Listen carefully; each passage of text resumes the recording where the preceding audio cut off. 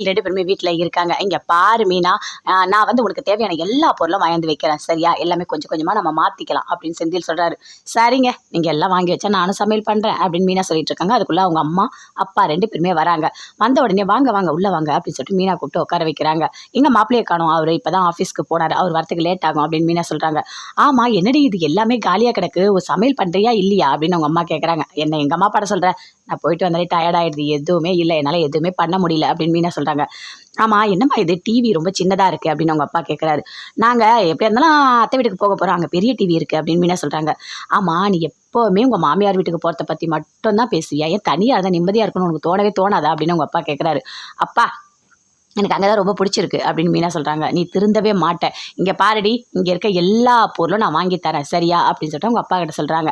"இங்க பாருங்க, நீங்க போயிட்டு தேவையான பருப்பு எல்லாமே நான் வந்துட்டு ஆர்டர் போடுறேன். நீங்க போய் வாங்கிட்டு வந்துருங்க." அப்படின்னு சொல்றாங்க. அதே மாதிரி அவங்க அப்பாவும் போறாரு. அங்கருந்து ஃபோன் பண்றாரு. தோசை மாவு இல்லன்னு சொல்லிட்டு, "சரி, இது வாங்கிட்டு வாங்க." அப்படின்னு சொல்லிட்டு மீனாவோட அம்மா சொல்றாங்க. "ஏம்மா நீ எல்லா பொருளும் வாங்கி வச்சுட்டு இருக்க?" அப்படின்னு மீனா சொல்றாங்க. "இங்க பாருடி, குடும்பம்னு இருந்தா எல்லா பொருளும் வாங்கி தான் வைக்கணும். புரியுதா? இது இல்ல, அது இல்லன்னு சொல்லிட்டு சமையல்லாம் பண்ணாம இருக்கக்கூடாது. எத்தன நாளடி மாப்பிள்ளைய பட்னியா போடுவ? எவ்வளோ நாளடி ஹோட்டல்ல சாப்பிட முடியும்? ஏன்டி நீ இப்படி படுத்தி எடுக்கிற?" அப்படின்னு சொல்லிட்டு அவங்க அம்மா பயங்கர கோவமா திட்டிட்டு இருக்காங்க. "தனியா இருக்கிறதாடி சந்தோஷம்." அப்படின்னு சொல்லிட்டு. ஆமா அப்படின்னு மீனா அப்படின்னு நினைச்சிட்டு இருக்காங்க. வீட்ல இருக்காங்க. அங்க வந்து சரவணன் வராரு. கோவமா வராரு. தங்கமயில அப்படியே கைய பிடிச்சு இழுத்துட்டு வராரு. வந்து அப்படி திட்டுறாரு. "ஏய், என்ன என்ன பிரச்சனை உனக்கு? என்ன எல்லார்கிட்டயும் திட்டு வாங்க வச்சுட்டே இருக்க? அடங்கவே மாட்டியா? நான் உன்னை எதுக்கு சண்டை போடுறேன் எல்லாம் உனக்கு தெரியும்ல. ஆனா வெளிய போய் அப்படி நடிக்கிற."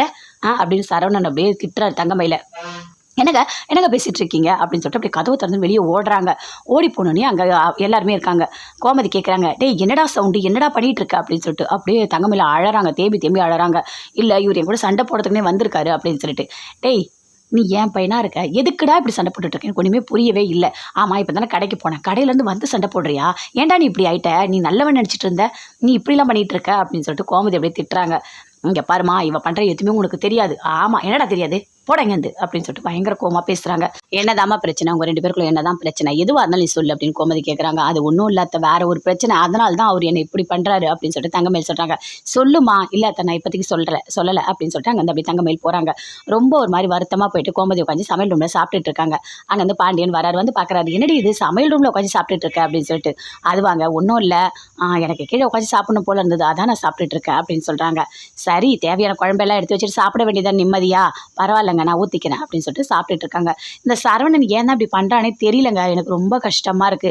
தங்கமயில் கிட்ட எப்ப பார்த்தாலும் சண்டை போட்டுட்டே இருக்கான். நான் சொன்னா கூட கேட்க மாட்றான். என்ன பிரச்சனைன்னு தெரியல. ஆனா தங்கமயில் என்ன தெரியுமா சொன்னா? வேற ஒரு பிரச்சனை. அதனால தான் அவரு என்கிட்ட சண்டை போடுறாரு அப்படின்னு சொல்றா. அப்ப என்னவா இருக்கும் பிரச்சனை? நான் கேட்டா அவ எதுவுமே சொல்லவே இல்ல.